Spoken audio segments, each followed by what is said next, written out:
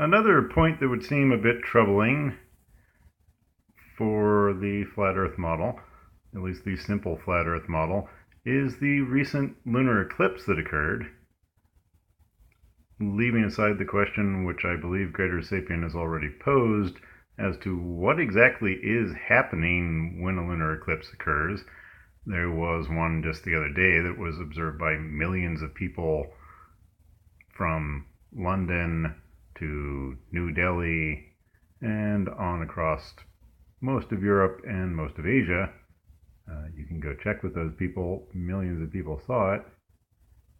There was a lunar eclipse. Leaving aside for the moment the question of what exactly is happening, it is a little troubling for the flat Earth model that these weird events where the moon goes dark do occur when the moon would appear to be on the exact opposite side of the Earth from the sun. That makes sense if there's some way that the Earth can get in the way between the sun and the moon.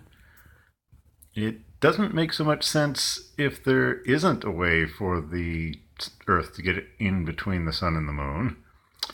As far as, well, how do you know that the moon was really opposite the sun?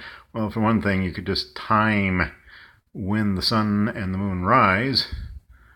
The other day, the moon and the sun rose almost exactly 12 hours apart. That's pretty close to being on opposite ends of things. Trying not to say on opposite sides of the Earth so as not to prejudice all this, but if you graph out on a flat Earth map, the sun would have been directly overhead at, say, the 0 longitude mark, at the point that the moon would have been directly overhead for somebody at the 180 degree longitude mark. So any way you slice it, that's kind of opposite sides of the Earth. And an interesting point in this latest eclipse is that the moon was right next to Mars when the eclipse occurred. I stated in my previous video that Mars is currently in opposition according to the round Earth model. Mars is clearly brighter in the sky than it has been in a long time.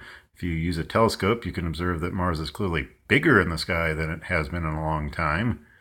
That makes a lot of sense in a model where both Mars and the Earth are going around the sun. Mars is brightest when both it and the Earth are on the same side of the sun, and when they're both on the same side of the sun in their respective orbits, then Mars would be exactly opposite the sun in the sky.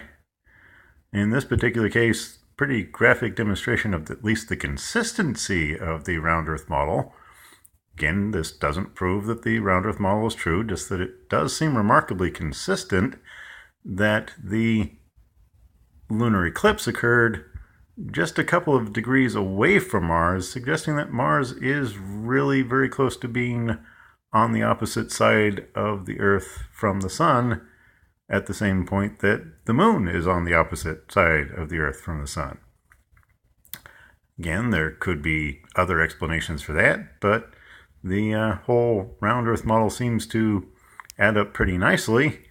The idea that the moon is being obscured by space dust or some such thing doesn't really explain why these eclipses of the moon only occur when the moon is full.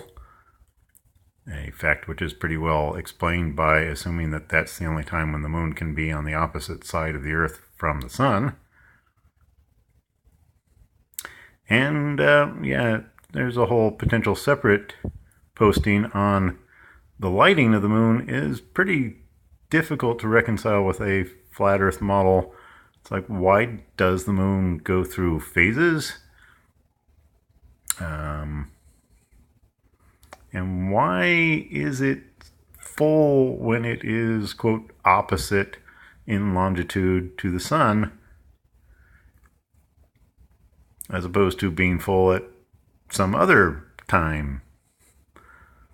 If the moon is simply waxing and waning due to something that has nothing to do with being illuminated by the sun, shouldn't there be times when the moon is very close to the sun and full? As I say, really quite troubling from a flat Earth perspective. Just saying.